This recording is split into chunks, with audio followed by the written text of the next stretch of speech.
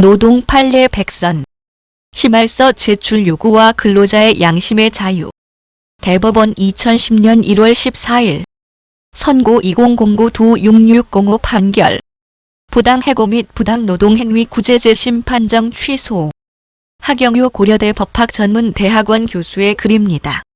하경효 교수님은 제 석사 논문 심사위원이셨습니다. 당시에 논문 심사 시작하자마자 박지순 교수님께서 30분 동안 폭풍 지적질을 하시고 나서 정신을 못 차리고 있다가 마지막에 하경효 교수님께서 조용히 참고문헌으로 들어간 김영배 교수님의 책이 22판으로 1년 전 책인데 새로 개정된 책이 나왔으니 그 책을 참고문헌으로 해서 각주를 고치라는 알찬 지적을 해주셨습니다. 논문 심사하는 교수님이 세 분이신데 박지순 교수님처럼 따져 캐묻지 않으시고 참고문헌만 바꾸라고 하시니 어찌나 고마웠던지 내일 당장 새로 사서 바꾸겠다고 대답했던 기억이 납니다. 덕분에 그 두꺼운 책을 한 권 더 샀던 기억이 납니다. 물론 그 뒤로 그 노동법 책을 다시 펼쳐본 기억은 별로 없습니다. 1. 사실관계. 원고 X는 복지재단 Y에서 사회복지사로 근무하던 중 Y로부터 기존 근무 장소인 복지관에서 4km 떨어진 재활 프로그램 현장에서 근무할 것을 명받았다. 그러나 X는 파견 근무 명령에 응하지 않았고 Y는 심할서를 제출하도록 했는데 X는 이에도 응하지 않아서 결국 Y는 인사위원회를 개최하여 견책 처분을 내렸다. X는 파견 명령은 부당하고 부당한 명령의 불복을 이유로 심할서 제출은 정당하지 않으므로 이를 거부한 것이 징계 사유가 될 수 없다며 노동위원회에 구제 신청을 하였다.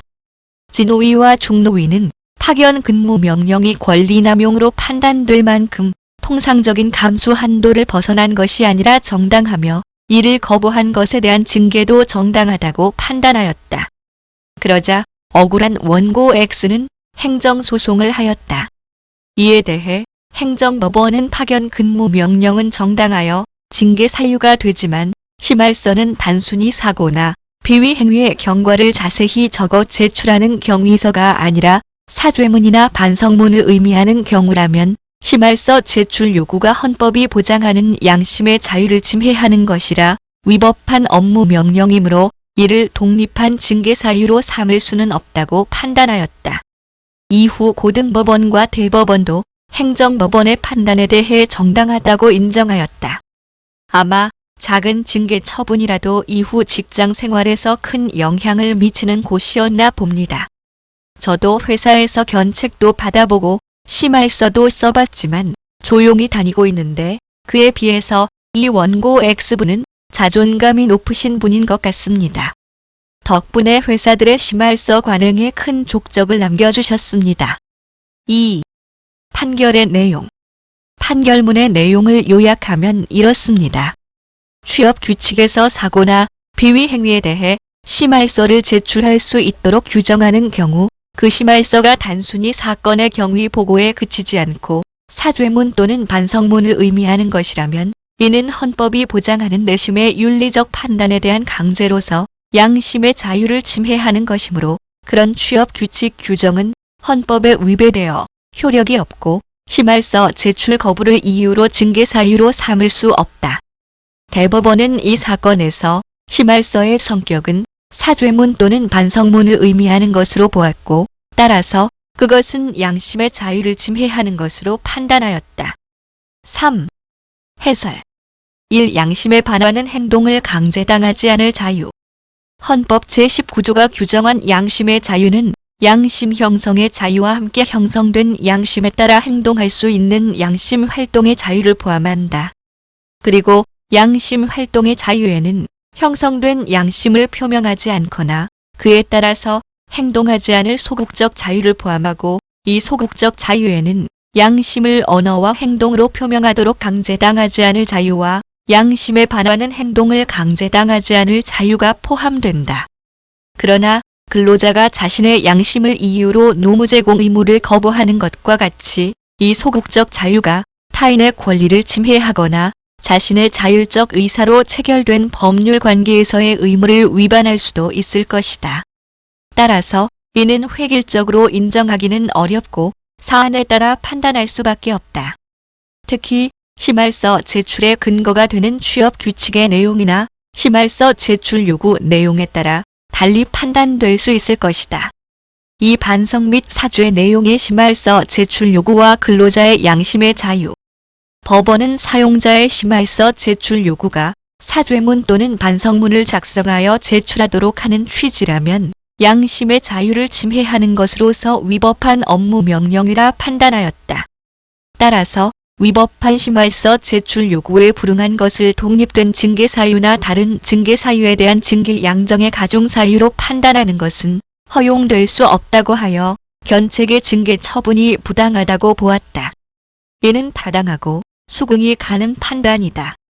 하지만 이 사안에서 복지재단와의 인사규정 제47조 규정 자체가 양심의 자유를 침해하는 무효의 규정인지는 다른 해석도 가능하다.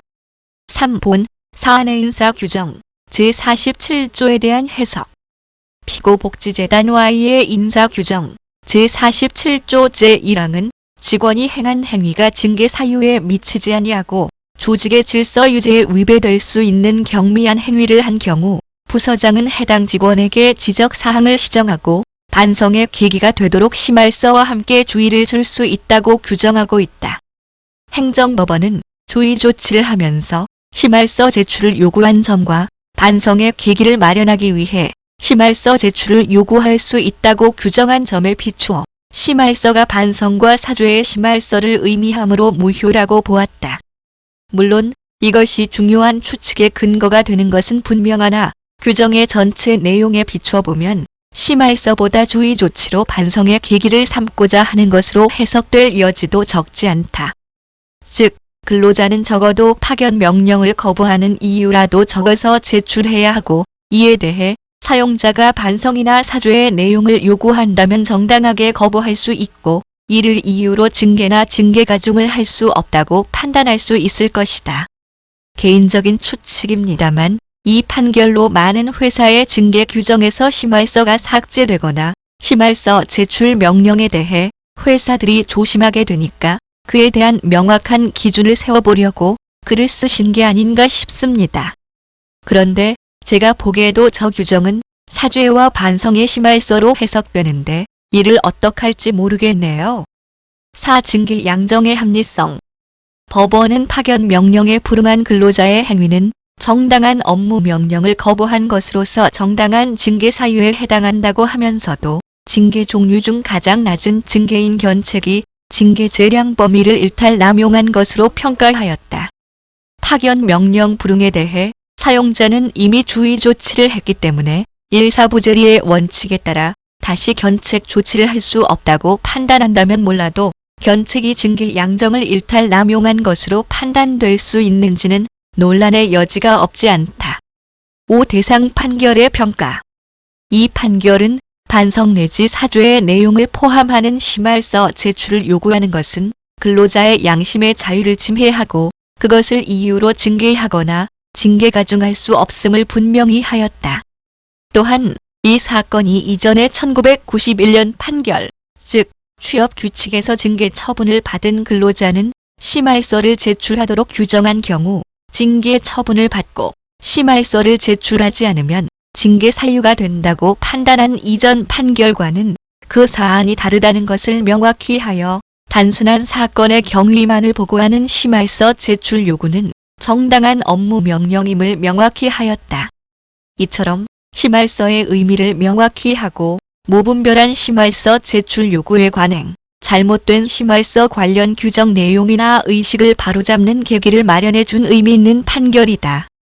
하지만 다른 한편 이 판결의 의미를 오해하거나 확대 해석하여 징계 시 심할서 요구를 아예 할 수 없다거나 심할서 내용에 반성과 사죄 내용이 포함되기만 하면 반성문 내지 사죄문의 심할서로 평가하여 무효라고 판단할 우려도 없지 않다.